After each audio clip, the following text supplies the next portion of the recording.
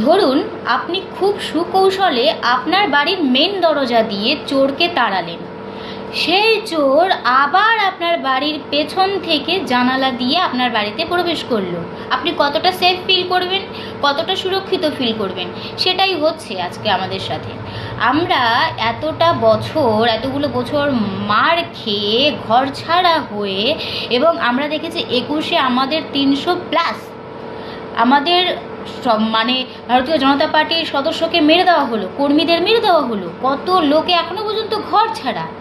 এবং এত কিছু সহ্য করার পরে, এত লড়াই করার পরে আমরা শাসকের চোখে চোখ রেখে আমরা চোরকে তাড়ালাম। কিন্তু কিছু মানুষ এখন কি করছে, কিছু মানুষ সেই চোরেদেরকে সুকৌশলে আবার নিজেদের দলে নিয়ে আসছে। আমি মানছি এটাই হিন্দুদের সরকার, আমরা সকলেই হিন্দু, আমরা হিন্দুরা একত্রিত হয়েছিলাম বলেই আমরা কিন্তু ক্ষমতায় আসতে পেরেছি। হিন্দুরা ভোট দিয়েছে, মুসলিমরা কিন্তু ভোট দেয়নি। 30%-এর মধ্যে 1% আমরা পেয়েছি হাতে গুনে, কিন্তু এখানে আমরা বেশিরভাগই হিন্দু ভোটে জয়ী হয়েছি।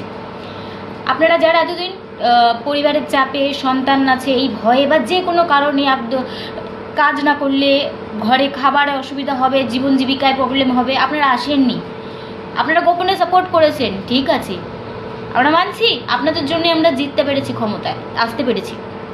কিন্তু আপনারা আসুন, বা এমন যারা ওপেন হয়ে সাপোর্ট করতে পারেননি, তলায় তলায় সাপোর্টটা করেছেন, কোনো ব্যাপার না। কিন্তু টিএমসির মার্কা মারা কিছু মানুষ যারা থ্রেড কালচারটাকে চালিয়ে গেছে, যারা এতদিন আপনার বাড়ি গিয়ে ধমকি দিয়েছে যে আমাদেরকে ভোট না দিলে ঘর ছাড়া হয়ে যাবে, এমনকি আমি রেজাল্টের দিন সকালবেলায় আমাকে থ্রেড দেওয়া হয়েছে, আমার ভাইয়ের কাছে এসে বলা হয়েছে দিদিকে সামলে রাখিস, নাহলে খবর হয়ে যাবে, আজকে রেজাল্টের পর তোর দিদির খবর হয়ে যাবে। এমন সব জায়গায় হয়েছে, আমরা দেখেছি। ভোট করার সময় আমাদের যেখানে ভোট হচ্ছিল, সেখানেও ভেতরে বসে টিএমসির দাদারা গুন্ডাগিরি চালিয়ে গেছে, থ্রেট দিয়েছে, এমনকি বাড়ি বাড়ি গিয়ে বলে এসেছে ভোটটা না দিলে এবারে খবর আছে, মার্ডার করে দেবো, খুন করে দেবো, রেপ করে দেবো। আমরা শুনতে পেরেছি সব জায়গায়।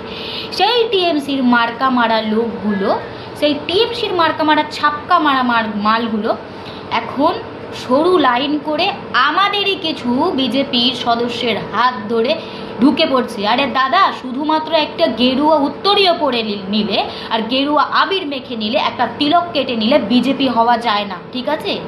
বিজেপি হওয়ার জন্য শৃঙ্খলাবদ্ধ হতে হয়, ভদ্র হতে হয়, যেটা আপনাদের মধ্যে নেই। আপনারা যতটাই এখানে গেরুয়া আবির মেখে আসুন না কেন, আপনাদের চোর মুখটা ওই আবিরের ফাঁক থেকে বেরিয়ে আসে, ঠিক আছে?